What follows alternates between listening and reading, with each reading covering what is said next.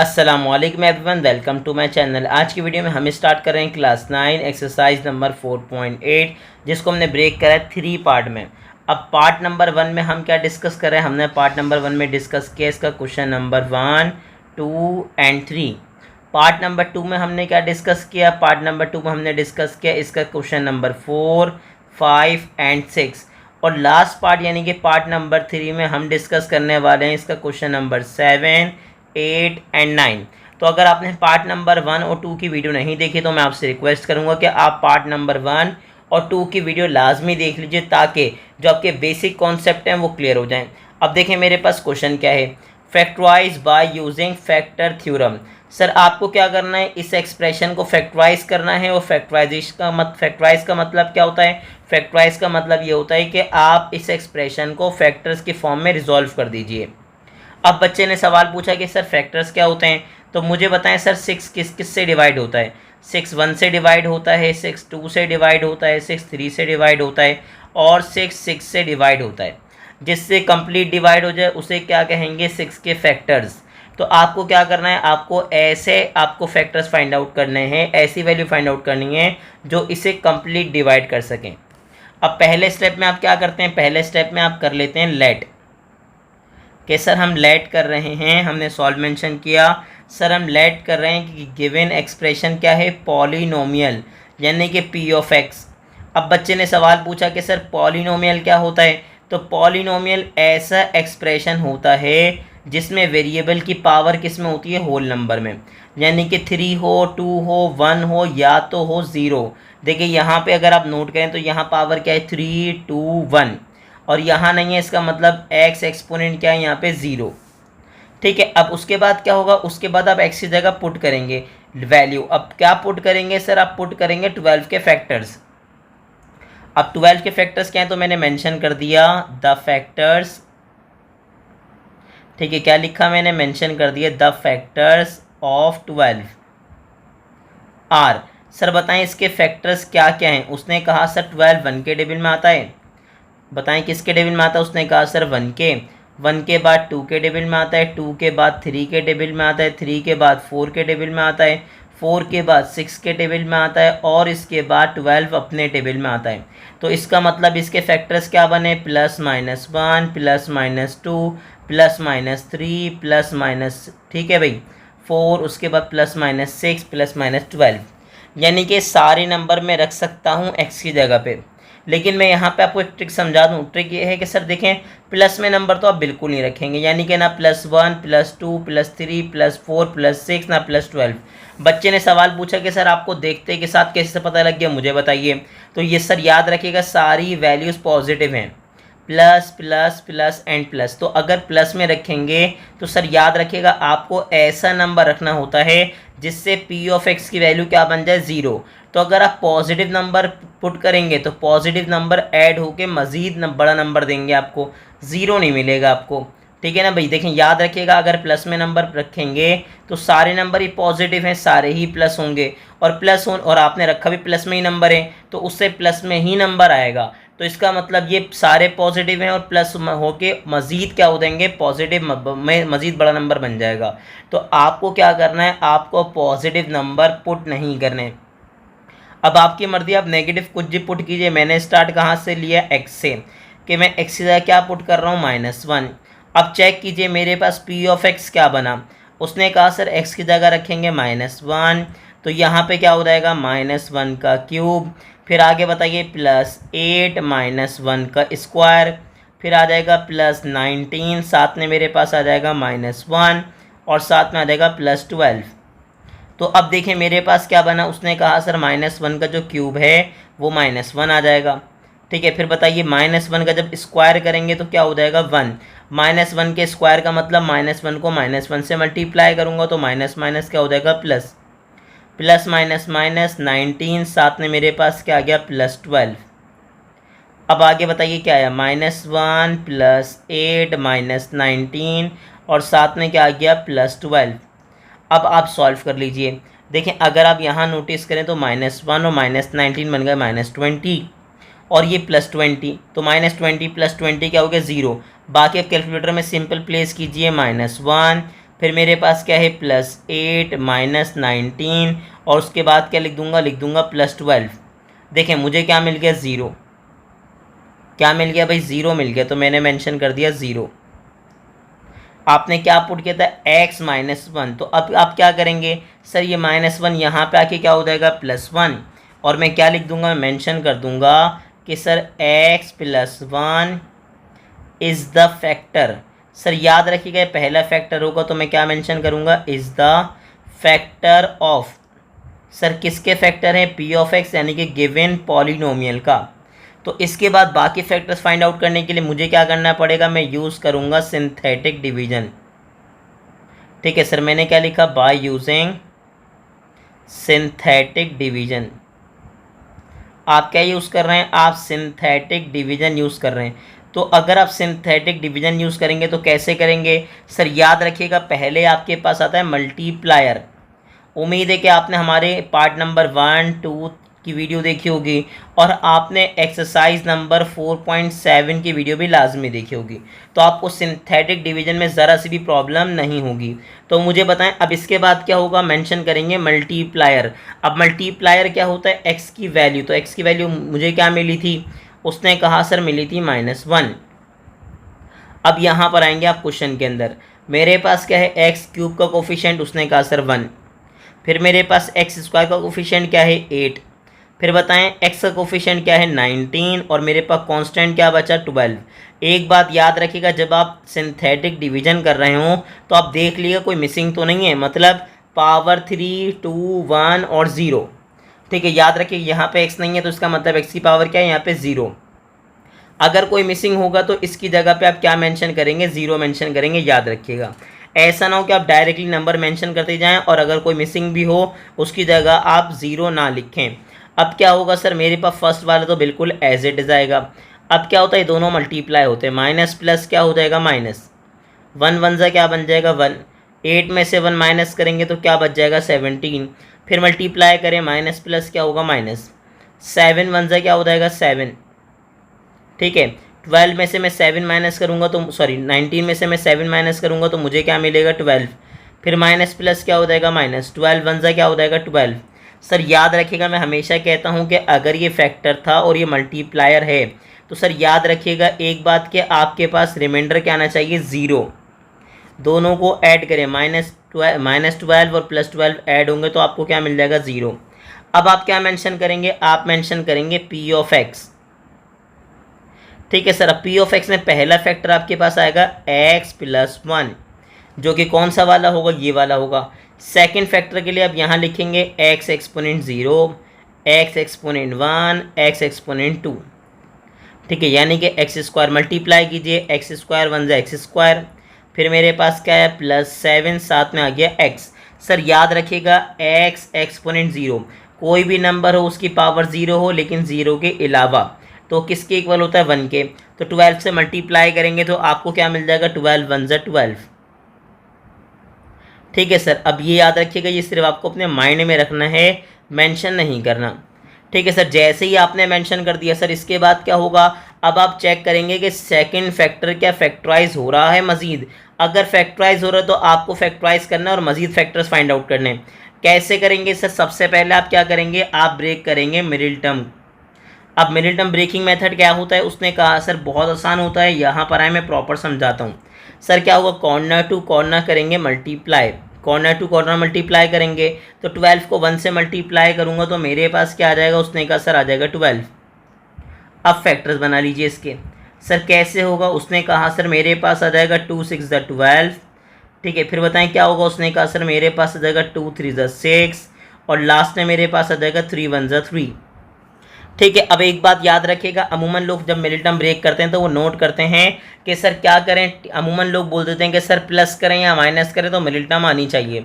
तो सर याद रखिएगा आज के बाद अब ये वाली वर्ड नहीं बोलेंगे, ये सेंटेंस नहीं बोलेंगे प्लस करो या माइनस करो। सर सब कुछ सवाल खुद ब खुद बताता है। आपने 12 और 1 को मल्टीप्लाई किया था, इनकी साइन को मल्टीप्लाई करें, प्लस प्लस क्या है प्लस, यानी कि प्लस करने के बाद क्या आना चाहिए 7। माइनस का दिमाग में नहीं आएगा क्योंकि माइनस इंडिकेट ही नहीं हो रहा। साइन मल्टीप्लाई करने के बाद जो साइन बने आपको वही वाला काम करना है। तो उसने कहा sir plus plus plus, plus करने के बाद आना चाहिए 7, तो 2 2 ज़ा 4, 3 1 ज़ा 3, 4 में मैं 3 प्लस करूँगा तो मेरे पास क्या आ रहा है 7 आ रहा है। तो अब क्या होगा, पहला फैक्टर तो बेचारा मासूम है वो बिल्कुल एज इट इज आ जाएगा। आ गया यहाँ पे क्या होगा, यहाँ पे लिखेंगे एक्स स्क्वायर और 7 की जगह पे लिख देंगे 4 + 3। सर याद रखिएगा ऐसा क्यों करते हैं, अमूमन लोग डायरेक्ट कर लेते हैं, आप चाहें तो आप भी डायरेक्ट कर सकते हैं, लेकिन इससे क्या होता है, इससे कभी भी आपकी साइन में प्रॉब्लम नहीं आती। ठीक है, साइन में प्रॉब्लम नहीं आती। और अब क्या करते हैं, आप साइन को 1/1 दोनों से मल्टीप्लाई करते हैं और आपको सोचने की ज़रूरत भी नहीं पड़ती कि प्लस किसके साथ लिखना है माइनस किसके साथ लिखना है, क्योंकि साइन खुद ब खुद आपके पास आ जाती है। याद रखिएगा 4 और 3 आगे पीछे हो सकते हैं, कोई मसला नहीं है कि 3 को पहले लिखें, कोई मसला नहीं है 4 को पहले लिखें। मेरे पास क्या आ गया एक्स स्क्वायर, अब प्लस को मैं 4 से मल्टीप्लाई करूँगा तो +4, साथ में मेरे पास क्या आ जाएगा एक्स, प्लस को मैं प्लस से मल्टीप्लाई करूँगा तो प्लस, 3 को एक्स से मल्टीप्लाई करेंगे तो 3x, साथ में मेरे पास क्या आ गया +12। अब आगे देखिए, पहला फैक्टर तो बेचारा मासूम बिल्कुल एज इट इज आता रहेगा।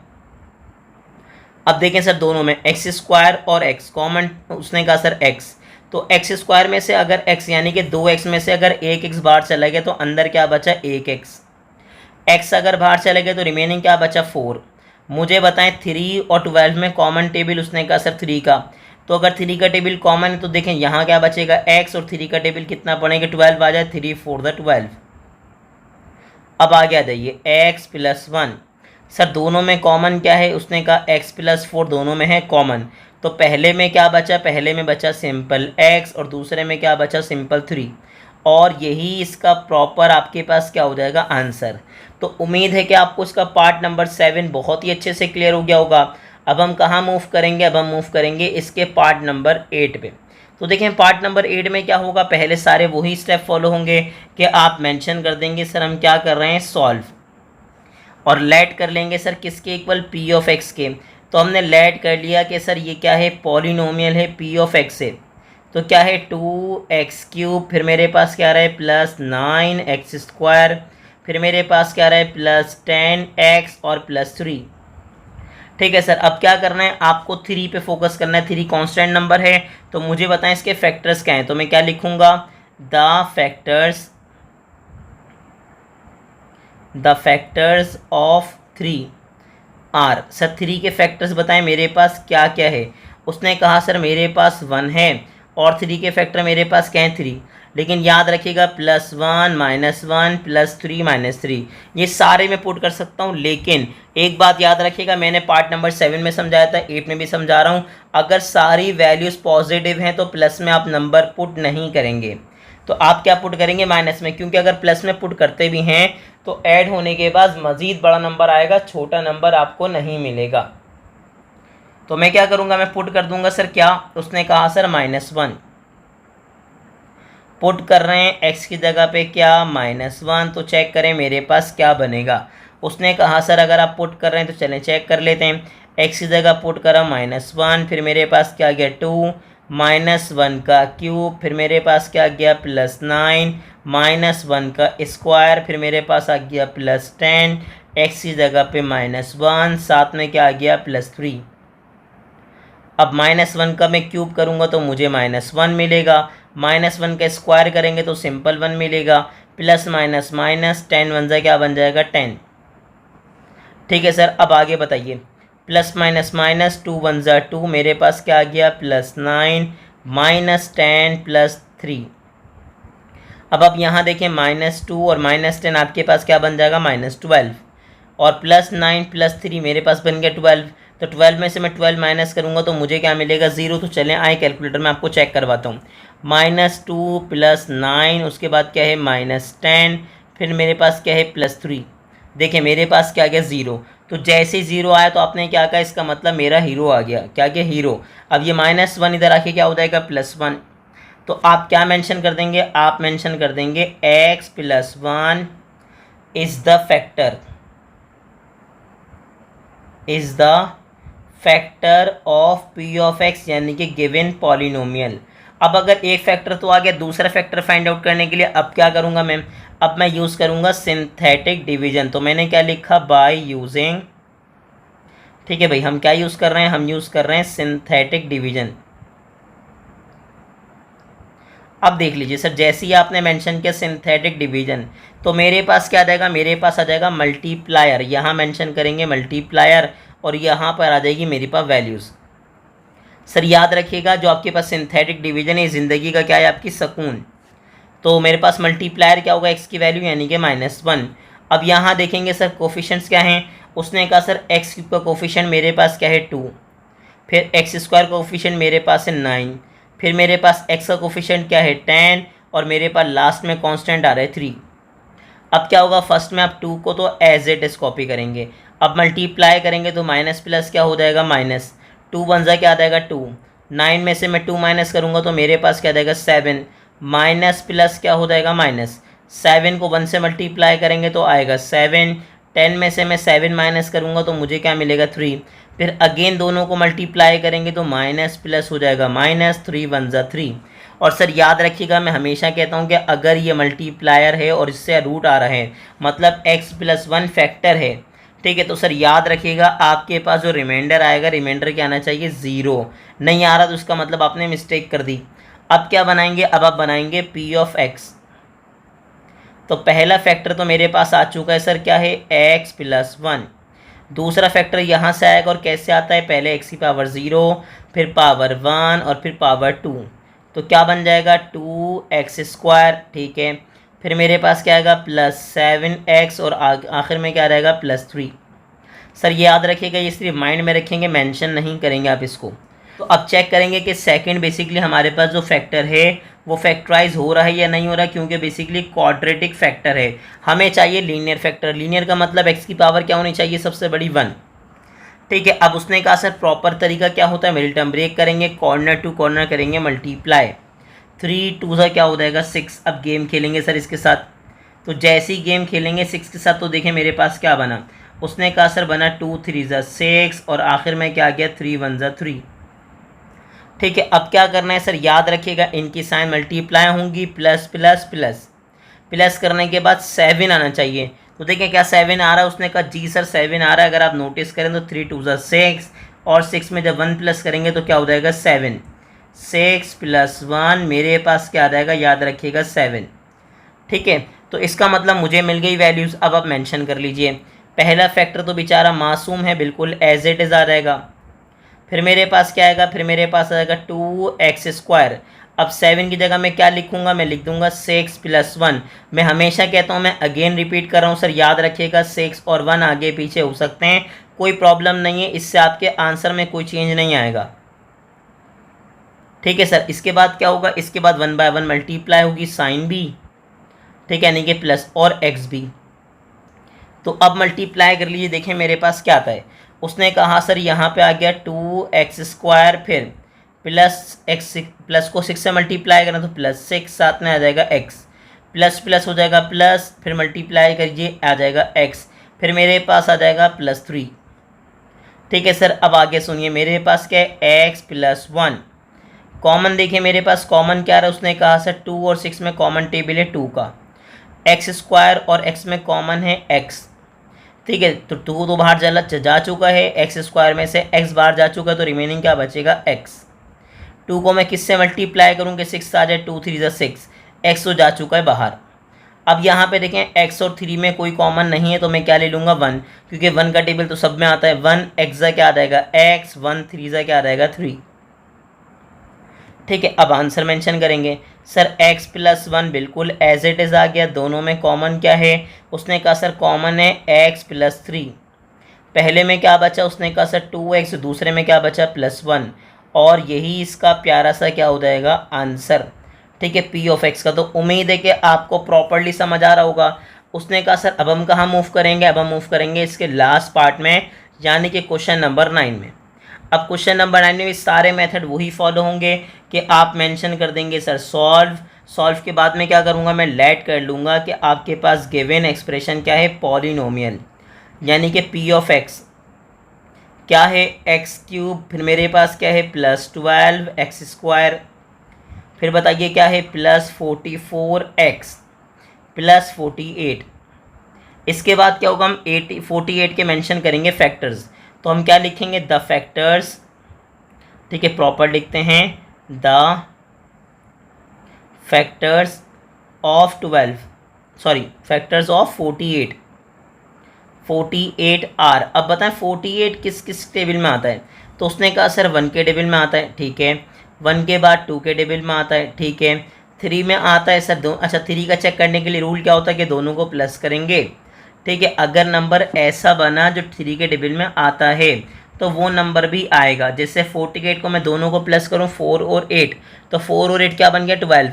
अब मुझे बताएं कि 12 3 के टेबल में आता है, उसने कहा जी सर बिल्कुल आता है, तो यहाँ पे आ जाएगा 3। अब क्या 4 के टेबल में आता है, उसने कहा जी सर 4 के टेबल में भी आता है, 4 1 ज़ा 4, 4 2 ज़ा 8।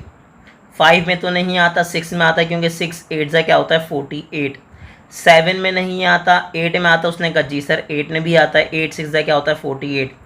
अब बताएं 9 में आता है, 9 में नहीं आता, 10 में नहीं आता, 11 में आता है, उसने कहा सर 11 में भी नहीं आता, 12 में आता है, ठीक है, 12 के बाद किस में आता है, उसने कहा सर 12 के बाद मेरे पास आता है 24 में, ठीक है, और उसके बाद किस में आता है, उसने कहा सर उसके बाद आता है 48 अपने टेबल में। तो ये सारे फैक्टर्स हो गए। आप चाहें तो आप मेंशन कीजिए, अगर आपको याद नहीं आ रहे तो आप ये लाइन मत मेंशन कीजिएगा, कोई मसले वाली बात नहीं है, ये सिर्फ आपको समझाने के लिए है, सर ये याद रखिएगा, ठीक है। ऐसा ना हो पेपर के अंदर आप कंफ्यूज होते रहें, सोचते रहें कि कौन से टेबल में आ रहा है कौन से में नहीं आ रहा, तो आपको याद रखिएगा, बिल्कुल सोचने की ज़रूरत नहीं है। अगर आपको लग रहा है कि नहीं मुझे नहीं आ रहा, तो आप 2-3 लिखें और आगे लिख दीजिए ETC, ख़त्म, बात ही ख़त्म हो गई। आपको परेशान होने की ज़रूरत नहीं है, आपको सारे फैक्टर्स नहीं लिखने। अब क्या होगा सर, वही वाली बात कि अगर सारी वैल्यूज़ पॉजिटिव हैं तो प्लस वाले नंबर तो रखूँगा ही नहीं मैं पुट करूँगा माइनस में नंबर। तो माइनस में नंबर क्या पुट करूँगा, सबसे पहले पुट कर दूँगा x की जगह पे -1। तो बताएं मेरे पास क्या बनेगा। उसने कहा सर अगर आप x की जगह -1 पुट कर रहे हैं तो p ऑफ -1 क्या बन जाएगा, -1 का क्यूब, फिर मेरे पास आ जाएगा +12, -1 का स्क्वायर, फिर बताएं मेरे पास क्या आया +44, x की जगह पे -1 +48।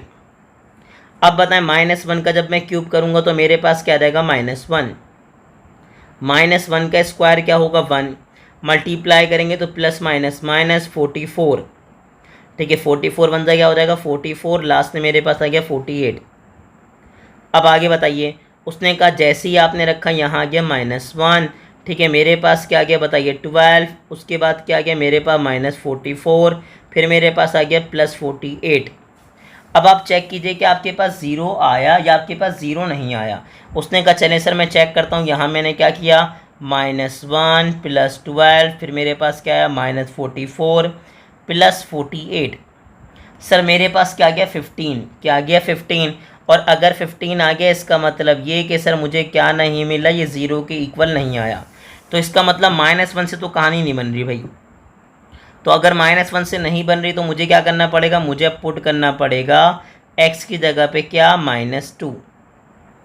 अब आ जाइए, अब -2 पुट करेंगे तो कैसे पुट करेंगे, देखिए उसने कहा सर मैं यहाँ पे पुट कर दूंगा x की जगह पे -2, जहाँ जहाँ x था वहाँ वहाँ क्या रहेगा -2, तो यानी कि -1 को रिप्लेस करवा देंगे सिंपल -2 से, तो 12 आ गया, फिर मेरे पास क्या आ गया -2 का स्क्वायर, फिर आ गया +44, साथ में आ गया -2, फिर मेरे पास क्या आ गया +48। अब मुझे बताएं क्या आएगा, उसने कहा सर -2 का क्यूब हो जाएगा -8, -2 का स्क्वायर करूँगा तो मेरे पास आ जाएगा 4, प्लस माइनस हो जाएगा -44 को 2 से मल्टीप्लाई करूँगा तो आ जाएगा 88।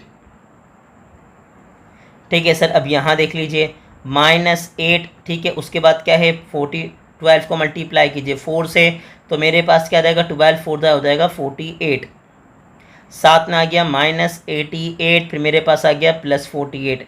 अब एक काम कीजिए, कैलकुलेटर उठा लीजिए, ऑन कर लिया मैंने, -8 +48, फिर मेरे पास क्या आया, उसने कहा सर -88, लास्ट में आ गया +48, और मुझे क्या मिल गया, मुझे मिल गया सिंपल 0, और 0 मिल गया, इसका मतलब मेरा हीरो आ गया। अब बताएं हीरो कौन है, उसने कहा सर x की जगह पे 2 पुट किया तभी हीरो आया आपके पास, तो क्या करेंगे, अब उसने कहा सर ये -2 इधर आके हो जाएगा +2, तो मैं क्या लिखूंगा x + 2 is the factor of p of x। तो एक फैक्टर तो आपके पास आ गया, लेकिन बाकी फैक्टर के फाइंड आउट करने के लिए आपको क्या करना पड़ेगा, आपको यूज़ करना पड़ेगा सिंथेटिक डिवीजन। तो हम क्या लिखेंगे, बाय यूजिंग सिंथेटिक डिवीजन। हम क्या कर रहे हैं, हम यूज़ कर रहे हैं सिंथेटिक डिवीजन।